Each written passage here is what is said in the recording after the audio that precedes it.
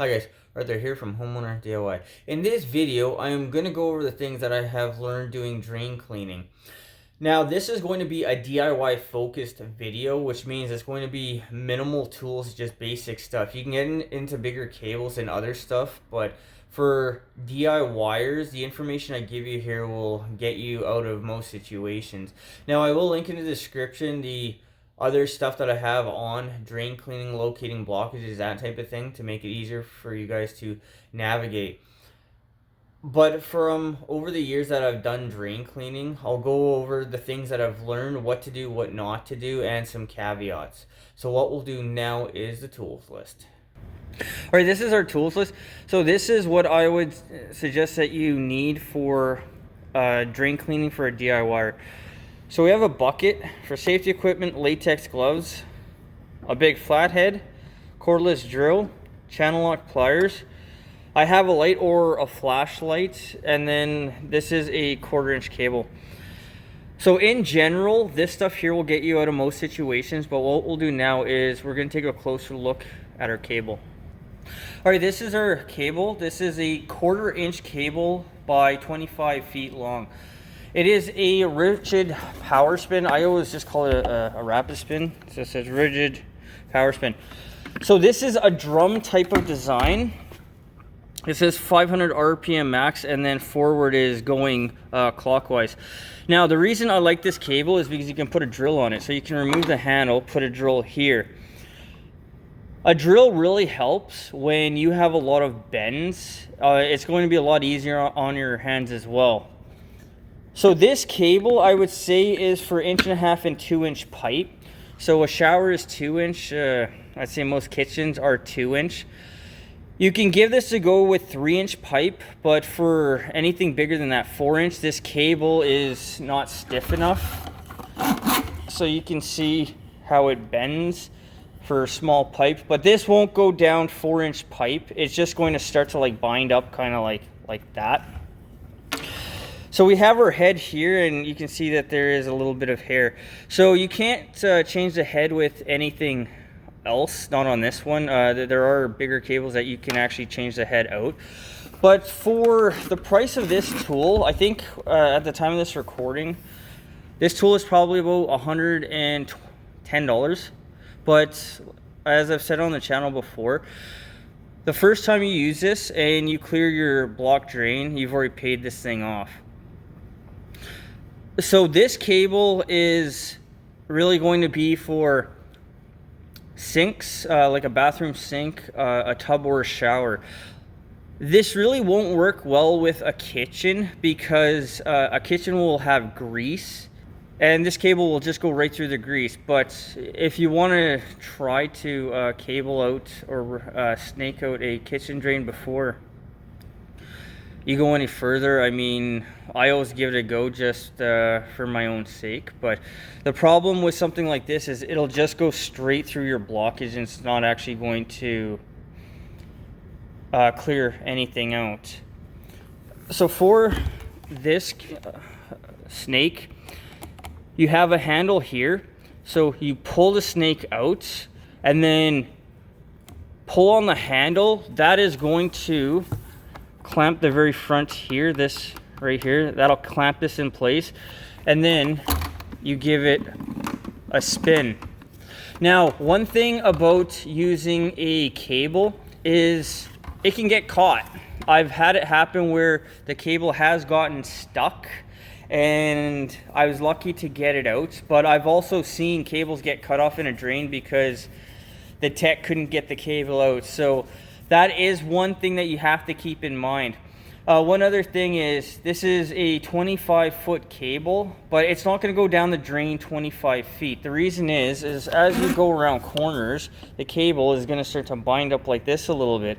So just because the cable is 25 feet doesn't mean you're going down 25 feet. Maybe you'll go down 22 or something like that. So that's something to keep in mind. But this tool here will do almost any small drain for you. If you can't reach the blockage with this cable, you should probably try to find a closer clean out. If you can't find a closer clean out, then you're going to have to go to a longer cable. But with that in mind, what we'll do now is I'm going to use this cable, this snake, on a kitchen drain. All right, so this is a kitchen. So we have an 1.5-inch trap arm, and then inside the wall, we have 2-inch. So for 2-inch pipe, a 3/8 cable is the max that you want to go. So my rigid cable here, this is a 1/4 inch, which is a step smaller. But for 2-inch pipe, 3/8, and then for, I guess, 3 and 4-inch pipe and bigger, a 1/2-inch cable. But for most fixtures nowadays, or all of them by code, at least here in Canada, for every trap, we have a clean out. Guys, if you've watched some of my other videos, if there is no clean out, I always install one to make service that much easier. So the complaint here is that this kitchen is draining slowly. Now, I just cabled this thing out like, I don't know, 8 months ago. But this will be grease buildup, so a cable is not the ideal solution. We'll see if I get any grease on the cable. But the first thing that we're going to do is open our clean out just by unscrewing it. So one other thing is, in this particular case here, this clean out is so low that it was actually at the very bottom of the cabinet, and you can see water, which means that this thing is plugged. Yeah, this is something that you wouldn't normally see. Water would drain all the way down, but because there's water coming out of it, then that means this thing is plugged up. I don't know if this was vandalism by the tenant before they left or what happened, but even after I put my cable down, that was a Band-Aid fix, because we have 2-inch pipe. If we only have a 1/2-inch or 3/4 hole, then your 2-inch pipe is effectively reduced by well over 50%. Yeah.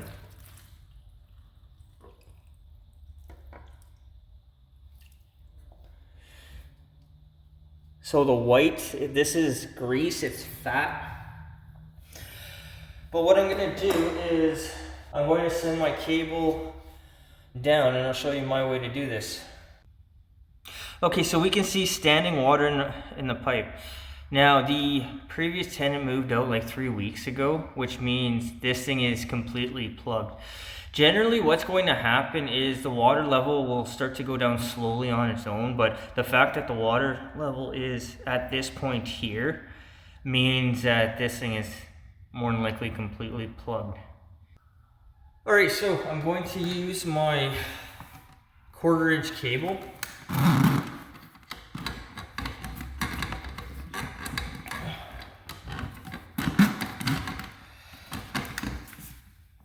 So we'll take the handle off, and then I'm going to attach the drill to it. So the chuck of the drill just goes over it. There you go. So what they say is that this end here should be relatively close. Don't have it way far back, because the farther back it is, this cable will have a lot of slack, and then it's going to spin. It can also become a safety hazard as well. But what I'm going to do is I'm going to clamp the handle here. I'm going to hit the trigger, and the idea is I want to get this part up against the wall. Okay, so we're up to there. Now I'm going to pull out a little bit and do it again. So one thing that you can do to gauge how far you are is just say eye out what you think 6 inches, and then every time you do this, it'll be 6 inches, so you do it twice, it'll be a foot.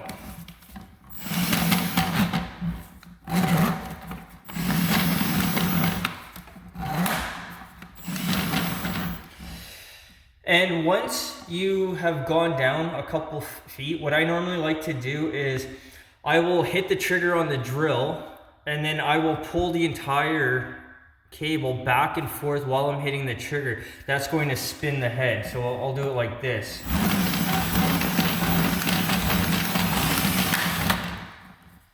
And then I'm going to continue down. Now, depending on where you think the blockage is, it's generally not a bad idea to go the full length of the cable down, because if you only go halfway and you don't get the blockage, now you have to restart all over again. So it's probably better just to go the entire length of the cable down the first time. So what I'm going to do is I'll start feeding the cable down and we'll see what happens.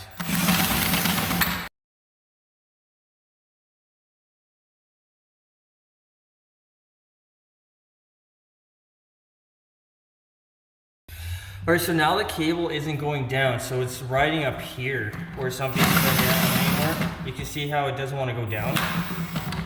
So in this case, pull the cable back a little bit, and then again, try to work it back and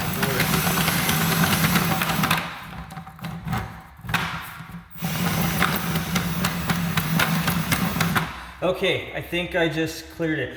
It might have been a corner. If you don't feel resistance, that means you're going in a straight line. And I think this run, other than right underneath the cabinet, I think is pretty much a straight run until we hit 3-inch.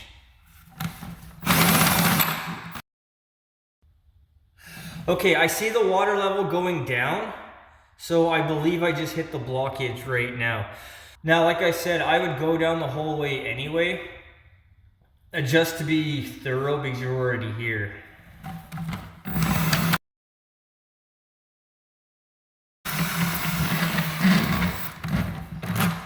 And now I've jammed up again.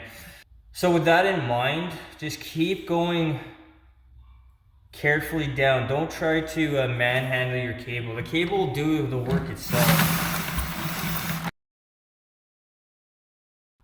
Okay, so now I've hit the end of the cable, so it won't come out anymore. So what I'm going to do is the same thing, just opposite. So I'm going to retract the cable in, and then once again, I'm going to hit the handle, hit the trigger, spin the cable. So we went in spinning the cable to clean it out. Now we're going to do the same thing in the opposite direction. So we'll pull it in out a little bit, and then do it again.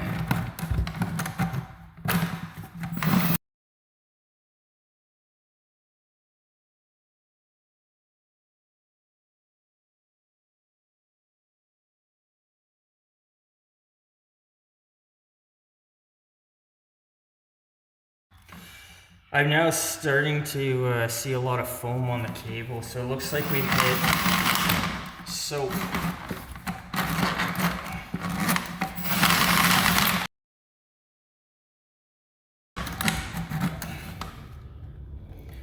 So you can see how much foam is left on the very end.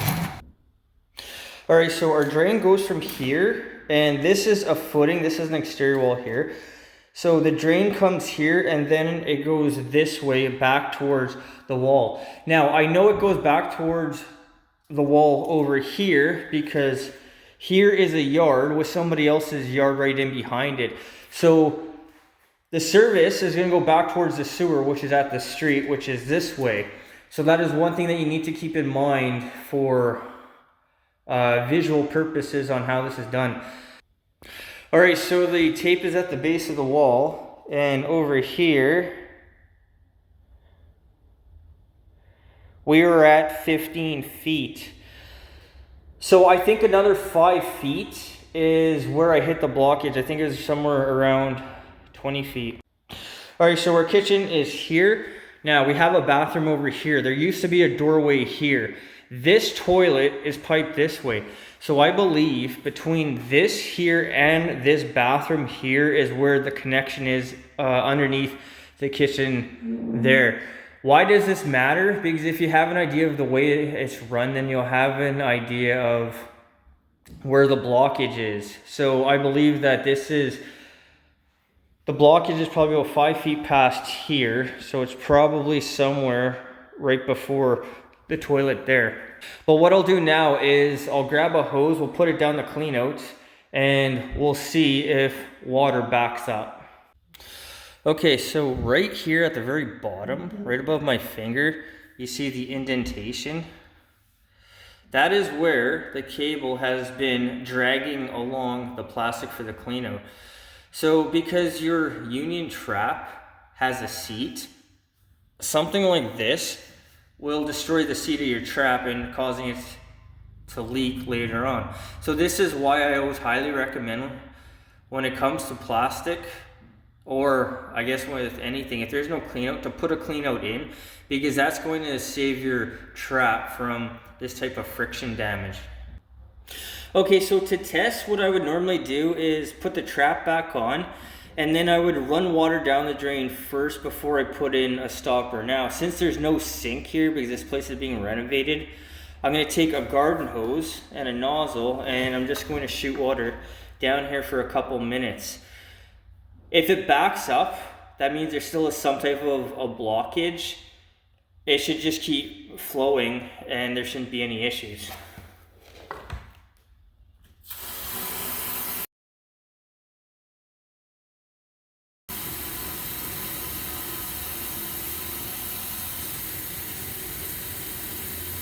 And now we have water starting to back up.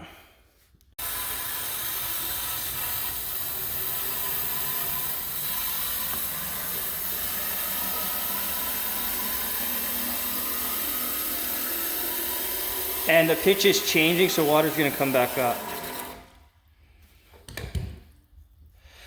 So there is some type of blockage. Oh, that's one other thing. If you hear a change in the pitch, that means the pipe is filling back up. So once again, we have standing water. So I believe that this is grease buildup. Like I said, this cable is really designed for hair. It's not designed for grease. The only way to get grease out is to hydrojet with high pressure water. All right, so at the very beginning, this white stuff here, this is grease. This was not on the cable. So you'll get a couple types of grease. You'll get this soft type of stuff. So this is soft. Or you can get grease that is actually like chunks, like a solid type of thing. But as I expected, because this is a kitchen sink, there's grease down the drain, and a cable is not the ideal way to clean this out. So this drain will have to be hydrojetted. I will be here for when that happens, because to hydrojet is not worth the time for you to do it yourself. So we'll bring in somebody, but I will make a video of that. And guys, I will also link into the description that video as well. But for this drain now, this drain is done as much as I could do it with the tools that I have. And just because you go 2-3 times more, it doesn't mean that it's going to do any better. So one thing with these cleanouts, there's no ring here. If your cleanout is still leaking, just say that we clear the blockage. If your cleanout is still leaking, you can't just keep turning the cap here, because what it's going to do, it's going to pinch the gasket and it's going to kick out, and then you're going to have a leak. So sometimes it's a bit of a balancing act to get these things not to leak. If you still can't get it to stop leaking, you can either put Teflon tape on the threads, or you can also put wax from a wax seal for a toilet. Put that on the threads and then screw your cap in, and then you should be good to go. So with that in mind, I've done what I could with this drain. It is still blocked to some degree, so hydrojetting will be the next step. So what we'll do now is an overview of drain cleaning, doing it yourself. Alright guys, so that concludes this job. So I would say for a 25-foot cable like this, an hour is what you're going to need. It's better to go down all the way the first time than go halfway just to realize that you still have a blockage.